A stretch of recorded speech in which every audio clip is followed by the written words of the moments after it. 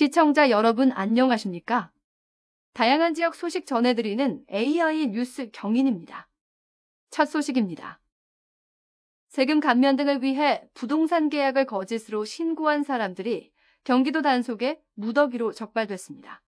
도는 지난 9월부터 넉 달간 부동산 거짓 신고 의심 사례 2,500여 건을 조사해 219명을 적발하여 17억 8,100만 원의 과태료를 부과했다고 밝혔습니다.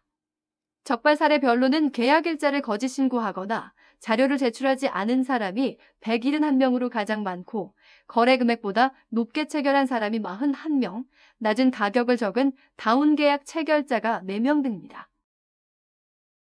경기 지역에서 설 연휴 기간 화재 발생 건수가 평소보다 많아 주의가 요구되고 있습니다. 경기도 소방재난본부가 밝힌 자료를 보면 최근 5년 설 연휴 기간 경기 지역에서는 529건이 발생해 4명이 숨지고 28명이 다쳤습니다. 설 연휴 기간 1일 평균 화재 건수는 26.5건으로 평소 25.5건보다 5.2% 많은 것으로 집계됐습니다. 소방재난본부는 설 연휴 화재 예방을 위해 대형마트와 여객터미널 등 다중이용시설 654곳을 대상으로 단속을 강화할 예정입니다. 부천 종합운동장역 환승센터 건립계획이 최근 공개된 제4차 대도시권 광역교통시행 추진 계획고시에서 제외되며 전면 무산됐습니다. 지난해 10월 재정 부담 증가와 GTX 역사 위치 변경 등에 따라 부천시가 경기도에 사업 철회를 요청한 결과 환승 접근성 효과 등이 떨어진다는 이유로 최종 취소됐습니다.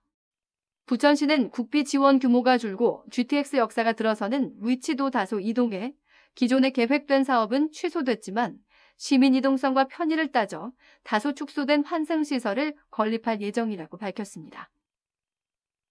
인천시가 지역의 민주화운동 관련자와 그 유족에게 매월 10만 원의 지원금을 지급합니다. 또 민주화운동 관련자가 사망했을 때에는 장례비 100만 원을 지급합니다. 인천시는 지난해 11월 인천시 민주화운동 관련자 예우 및 지원에 관한 조례를 제정해 지원 근거를 마련했습니다. 민주화운동 관련자는 민주화운동 관련자 명예회복 및 보상심의위원회에서 인정한 사람입니다. 신청은 오는 24일부터 거주지 행정복지센터에서 할 수 있습니다.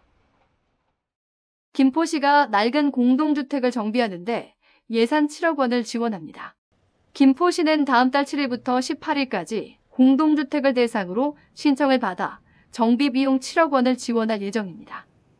이번 지원 사업에는 단순한 시설 개보수뿐 아니라 노동자 휴게시설이나 전자투표시설 정비 같은 세부 사업들도 포함되어 있습니다.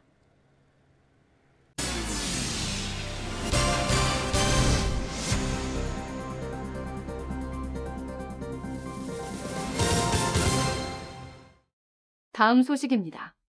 김포의 소상공인을 육성하고 시장이나 상권 활성화를 돕는 준정부 기관이 들어섭니다.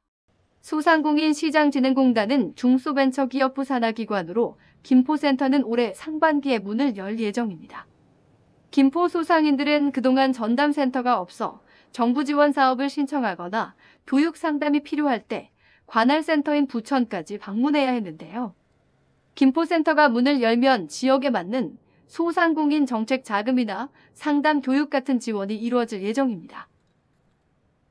계양구가 질소 산화물 등 대기오염물질을 줄이기 위해 가정용 전옥수 보일러 설치를 지원합니다. 전옥수 보일러는 일반 보일러보다 에너지 효율이 높고 질소 산화물을 최대 88%까지 줄일 수 있는 친환경 보일러인데요.